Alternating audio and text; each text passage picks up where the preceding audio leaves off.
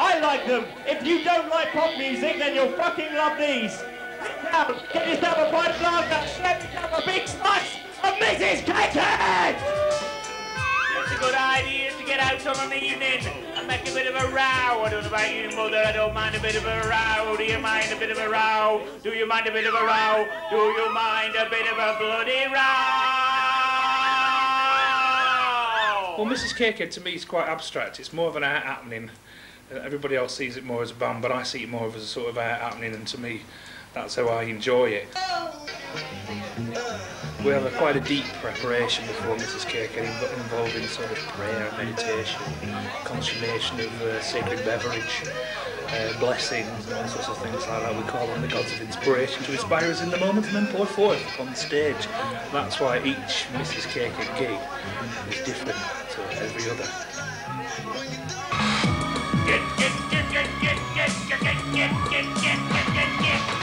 Rebellion video years of media, media, hyper, not no viper. Connections to the London Mafia, a little label in Hebden Bridge got in touch with me called Fiend Records, and the letter, well, I can't quote it verbatim, but it was something like, when we were in mental hospital, we listened to Mrs. Cakehead and it made us feel better. If you really need me, just reach out and touch me. Come on,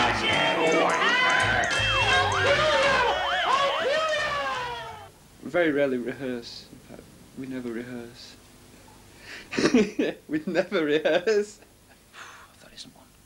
There's no the rehearsal process, to repeat your question. No, there isn't one of those. It was kind of a conscious decision not to rehearse, in that we've got to try and keep it fresh. So if you said, well, when I say this, you say that, and you know, it just wouldn't work that way, especially with me and John as a double thing. Sue, who plays Theremin, couldn't make the same sound twice if she tried, I'm pretty sure. I hope she don't mind me saying so. Boo can play anything anyway, so he doesn't need to rehearse, and like I say, I like to keep it fairly fresh. I just stick the pipe in my gob and play things, really, you know. Speaking about our rehearsal process with Mrs. Cakehead, there is none. We don't have rehearsals. We don't have rehearsals at all. We have no rehearsals whatsoever. Shout! Off your head! Off your head! Are you getting off your head? Well, I 5 pints of cider and I'm well on the way. Getting off your head!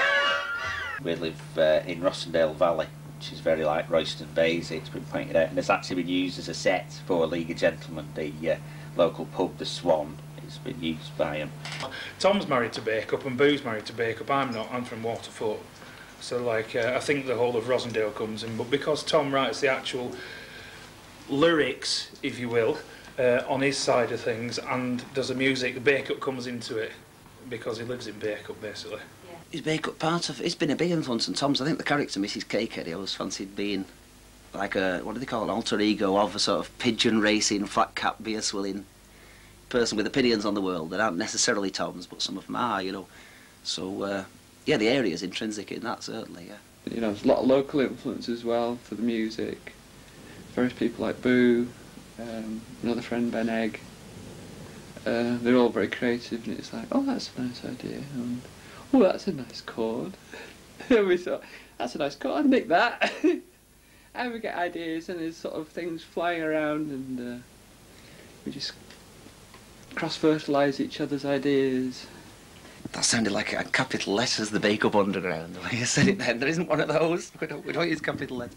But, well, yeah, definitely, you know, we do, the likes of myself, Tom, and many others around here, put gigs on and do things and share each other's talents and habits, you know. We started off with Tom by sort of hijacking really boring bands. So we'd just hijack them and just join in.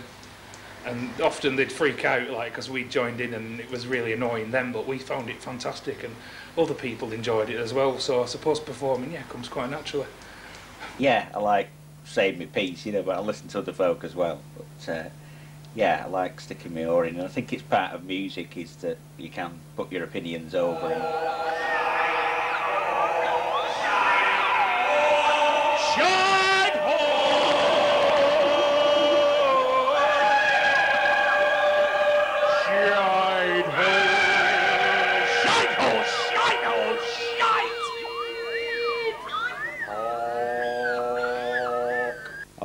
do things to be awkward in some ways, just deliberately, because I don't want to get dragged into the classic sort of bling thing, like the same reason I avoid any kind of Rastafarian mentions. I don't know anything about it, and so it'd just be daft, just because it sounds right, you know.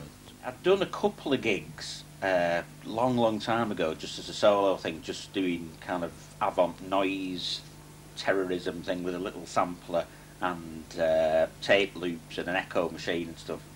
And the best one we ever did was in Accrington. I set up in the middle of this thing, and as I was setting up, some of my friends who were New Age travellers turned up with an enormous bag full of acid and handed it out willy-nilly to everybody. So nearly everybody in the room was absolutely tripping their heads off. And I then sat there with my tape loops and my echo box, and they were all like, well, the ones that were walking out the door in, in the horrors, like, that was quite bizarre. You know, not that I'm advertising that, it's a good thing, you know. We come from Bacup, where the pines grow on the trees, where we're bathing diarrhea or beer, depending on the morning. Cheese and biscuits, cheese and biscuits, cheese and biscuits, give me cheese and biscuits, cheese and biscuits, cheese and biscuits. Being famous would be a strange thing. I feel sorry for those people who thought it was a great idea and then hate it because they recognise on the street, you know, and they can't go in Asda and all that kind of nonsense. So that, you know, never put your face on the cover. That's the one, isn't it? So it would be a case of a one-hit wonder or something like that. I think you could get the kind of novelty hit. It'd be nice to have financial success, but we play because we enjoy playing, not because of the worrying about money. It's the love of, it's doing it for the love of it. And you know, the occasional bit of money to pay for diesel's nice. I'm not looking for fame. I'm quite happy to carry on as it is, but as they say, the only way is up.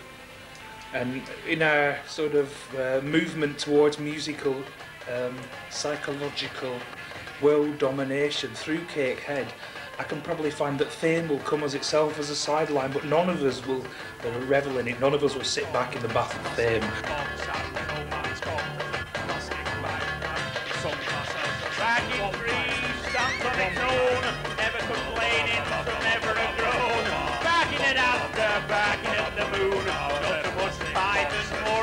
The way they kind of crossed the Lancashire Bangra.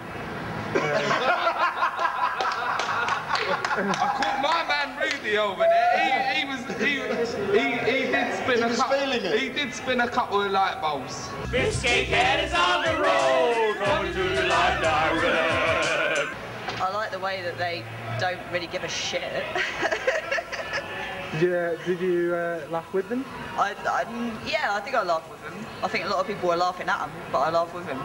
My underwear is leaking, my underwear is leaking.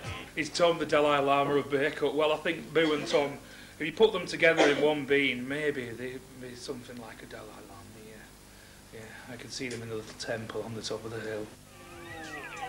My underwear is leaking, my underwear is leaking, my underwear is leaking, Johnny.